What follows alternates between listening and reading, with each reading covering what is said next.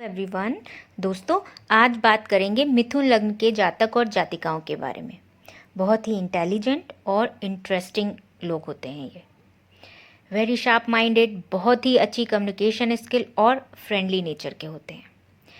अगर इनकी पर्सनालिटी की बात करें तो हर किसी की समझ में आने वाले लोग नहीं होते हैं ये। इनकी पर्सनालिटी ऐसी होती है लाइक एक ही व्यक्ति में दो आत्माओं का समावेश हो गया हो। अब आत्माओं से मतलब प्लीज़ आप लोग भूत वूत से मत लगा लीजिएगा। आत्माओं से मतलब एक ही व्यक्ति के व्यक्तित्व में दो तत्वों का समावेश हो जाना। ये तत्व आपस में विरोधी नहीं है, लेकिन इतने भिन्न होते हैं कि कई बार इन लोगों में अपने ही विचारों को लेकर अंतर्द्वंद चलता रहता है। ये नहीं समझ पाते हैं कि ये क्या चाहते हैं और इस वजह से कंफ्यूजन की स्थिति इनकी लाइफ में बनी रहती है। अगर एक पॉजिटिव वे में बात करें तो हम कह सकते हैं कि एक शरीर में दो जीवात्माओं का होना लाइक शिव और शक्ति का एक सुमेल, जिसमें पुरुष और स्त्री की कामुक और दूसरी शक्तियां मिलकर एक हो जाती हैं। मिथुन लग्न वाले जो जातक होते हैं, एक तरफ तो ये बड़े चंचल होंगे, बच्चों की तरह जज्बाती होंगे, छोटी छोटी चीज़ों में खुश हो जाएंगे। दूसरी तरफ जीवन में होने वाली हर घटना को ये बुद्धि की कसौटी पर कसते हैं, उस पे ही जाकर चेक करेंगे। इसलिए इनको समझ पाना थोड़ा सा मुश्किल हो जाता है। ये वो लोग नहीं होते हैं कि जो जीवन में किसी एक शौक या एक धुन को लेकर लंबे टाइम तक स्टेबल रहें। नहीं, एक टाइम पर ये एक विचारधारा के बारे में बात करेंगे, तो दूसरे टाइम पर ये दूसरी विचारधारा के बारे में बात करेंगे, और यहीं नहीं रुकेंगे, ये तीसरी चौथी विचारधाराओं के बारे में भी बात करेंगे, और ये सिलसिला इनके जीवन में लाइफ लॉन्ग चलता रहता है। बुध को पारा कहते हैं। मतलब बुध जो पारा है, वो जो जिसको अगर आप हाथ में रखें तो एक क्षण को भी स्थिर नहीं होता है।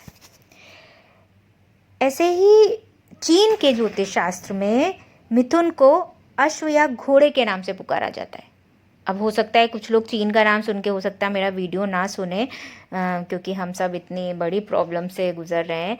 लेकिन दोस्तों, मैं सिर्फ और सिर्फ एस्ट्रोलॉजिकल पॉइंट ऑफ व्यू से बात कर रही हूँ कि चीन के ज्योतिष शास्त्र में मिथुन को अश्व के नाम से पुकारा जाता है। अश्व यानी घोड़ा, जो कि एक जगह खड़ा या बैठा नहीं रह सकता है, संभव ही नहीं है उसके लिए। इसीलिए मिथुन लग्न के जातक या जातिकाओं का, उनके विचारों का एक जगह टिके रह पाना बड़ा ही मुश्किल होता है। और ये बात सिर्फ मेंटल लेवल पे या थॉट लेवल पे इनमें देखने को नहीं मिलती है, ये फिज़िकल लेवल पे भी ये बात इन लोगों में देखी जा सकती है। और पॉजिटिवली अगर कहें तो इन लोगों में ये पावर होती है कि ये एक साथ कई सारे फिजिकल वर्क को अंजाम दे सकते हैं। मिथुन लग्न के जातक भीड़ भाड़ में रहना पसंद करते हैं, दोस्तों के बीच घिरे रहना इनको पसंद होता है। ये अकेले और शांत नहीं रह सकते। आप इनकी कल्पना कर सकते हैं कि जैसे एक रेस का घोड़ा होता है, और जब वो लोगों की भीड़ देखता है तो वो खुद को पावरफुल महसूस करता है। ऐसा ही इन लोगों के साथ होता है। जब ये लोगों के साथ होते हैं तो ये खुद को ज़्यादा एनर्जेटिक फील करते हैं। इनकी पर्सनालिटी इतनी इंटरेस्टिंग होती है कि जैसे मौसम होता है ना, जब ख़राब होता है और उस बीच ठंडी सी हवा चल जाती है और हमारे मन को एक सुकून आता है, ऐसे ही कुछ इन लोगों की पर्सनालिटी होती है।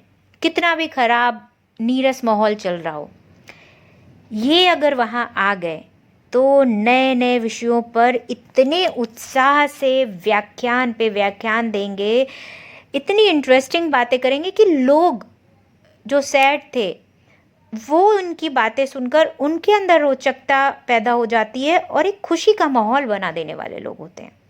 अपनी ही धुन में घूमने वाले होते हैं। दुनिया भर में जो कुछ भी हो रहा है वो सब जानने की इनके अंदर एक तीव्र इच्छा होती है। और ऐसा नहीं है कि ये इस नॉलेज को खुद तक रखें, इनको अपने लोगों के साथ हर वो नॉलेज शेयर करने बहुत ही ज़्यादा अच्छा लगता है।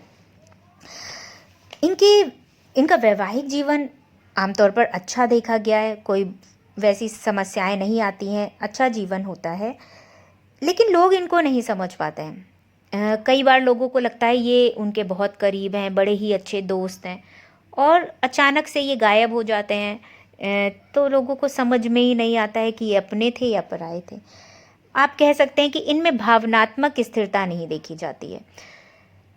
ये लोग हर चीज़ को बुद्धि के लेवल पे ही परखते हैं, समझते हैं। लेकिन मैं इतना ही कहना चाहूँगी कि आप लोगों को जीवन में अपनी भावनाओं को भी महत्व देना चाहिए, क्योंकि ईश्वर ने दिल और दिमाग दोनों चीज़ों को बनाया है, तो दोनों के महत्व को समान रूप से समझना, दोनों को ही इम्पोर्टेंस देना, ये भी हमारे लिए ही बेनिफिशियल होगा। हम किसी एक पहलू पर ही जीवन को परख नहीं सकते हैं।